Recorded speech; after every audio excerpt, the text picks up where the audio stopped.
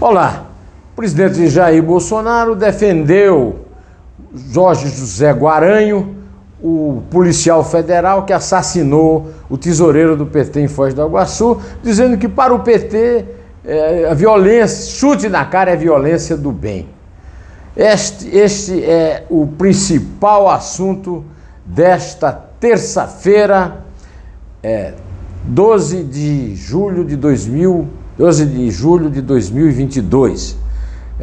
Além desta notícia, temos também o caso nauseabundo do médico anestesista Giovanni Quintela, que estupra as parturientes das cesarianas nas quais trabalha, né?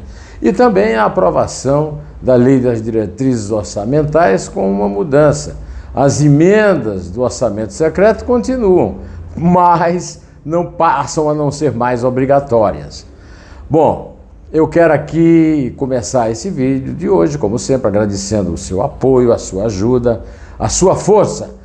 Dê aquele joinha, ou então visualize até o fim, tá? Bom, vamos retomar o assunto da morte do guarda municipal e tesoureiro do PT, Marcelo Arruda, assassinado na festa de seu aniversário, num salão de festas. Ontem eu cometi um engano de dizer que foi na casa dele, com a família dele, num salão de festas, e ainda com direito a um chute no cadáver. O Jorge José Guaranho, policial federal bolsonarista, atirou, matou e depois chutou. Recebeu tiros, ficou no hospital em estado grave, mas já recebeu a defesa do seu chefe, do seu ídolo, do seu mito, o presidente Jair Bolsonaro, que disse que o PT também é violento. Agora, é bom esclarecer que ou seja, essa polarização ela é toda violenta. Não foi o Bolsonaro que inventou. O Bolsonaro tem usado a presidência da República para estimulá-la, para incentivá-la, e depois da onde de tirar de tempo, como se não tivesse nada com o assunto. Como ao telefonar, segundo o site Metrópolis, para a família do assassinado, convidar para participar de uma entrevista coletiva ainda esta semana e para tentar convencer as pessoas, os cidadãos, de que não tem sentido a fazer exploração política desse caso. Não há exploração política desse caso. O que há é a manutenção de uma história de violência que já existe há muito tempo na política brasileira. Desde menino que eu ouço a história, aqui em Campina Grande, de um assassinato em massa de vários militantes de um partido político na campanha para o governo do Estado em 1950, num comício. Isso não é uma violência eleitoral? Augusto Aras. Augusto Aras é um completo puxa-saco, mas é também absolutamente ignorante e cara de pau. Vem dizer que não existe violência eleitoral. Será que esse idiota não aprendeu na escola, no curso primário, que o Major Rubem Vaz foi assassinado ao fazer segurança para Carlos Lacerda, inimigo de Getúlio, o que levou Getúlio ao suicídio? Isso não é um crime político? Não é um crime eleitoral? Ora essa!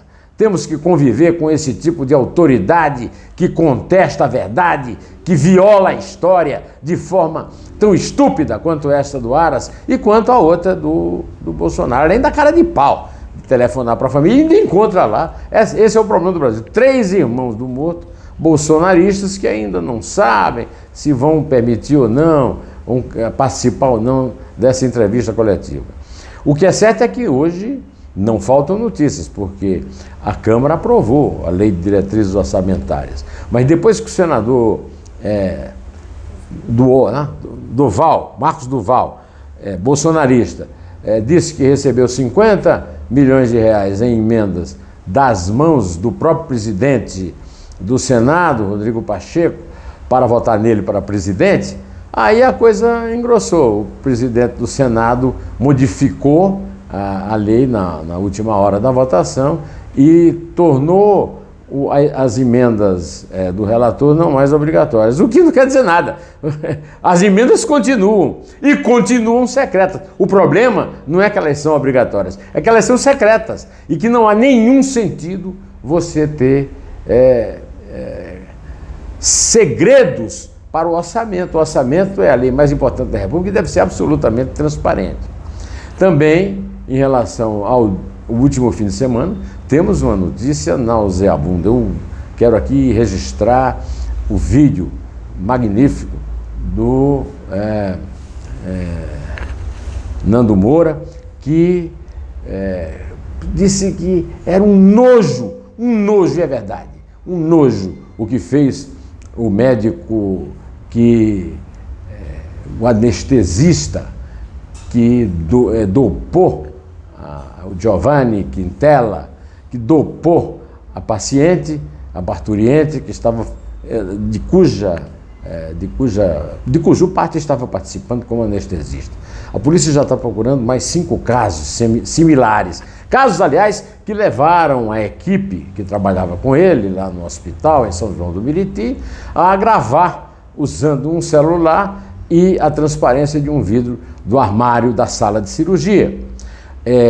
Esse senhor já devia ter tido cassado o registro de médico, já devia estar devidamente processado no Conselho Regional de Medicina, mas o Brasil além do país do nojo, do país do absurdo, que é um médico que está aplicando anestesia, aumentar a dose dessa anestesia, o que é inclusive um perigo de vida para a parturiente, um desrespeito à mulher. A mulher é tratada como objeto, como um animal irracional, numa mesa de parto, no momento em que ela está participando daquilo que eu considero o maior, o mais bonito e o mais extraordinário milagre divino, que é o nascimento de um ser vivo, de um animal, de um homem, de uma mulher, de qualquer ser vivo.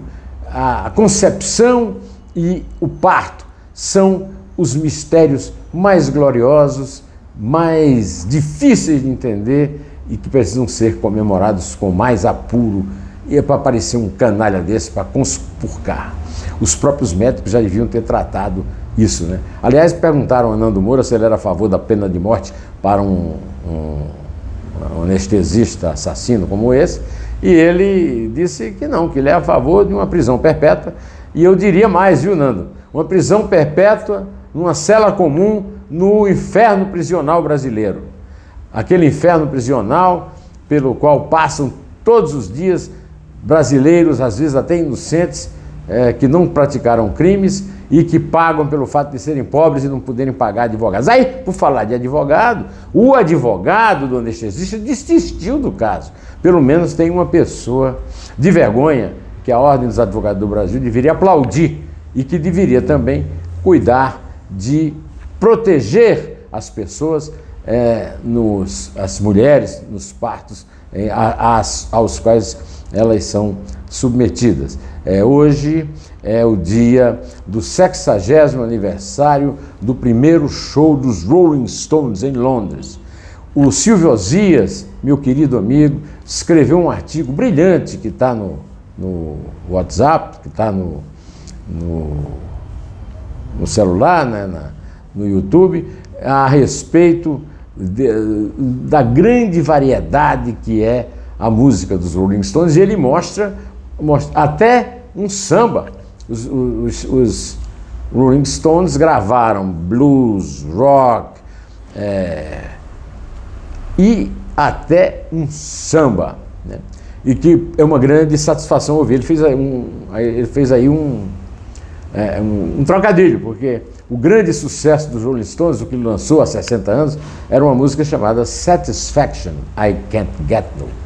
Pois bem, hoje também eu comemoro com muita alegria e com muita força o aniversário do poeta chileno Pablo Neruda. Era meu herói na adolescência aqui em Campina Grande.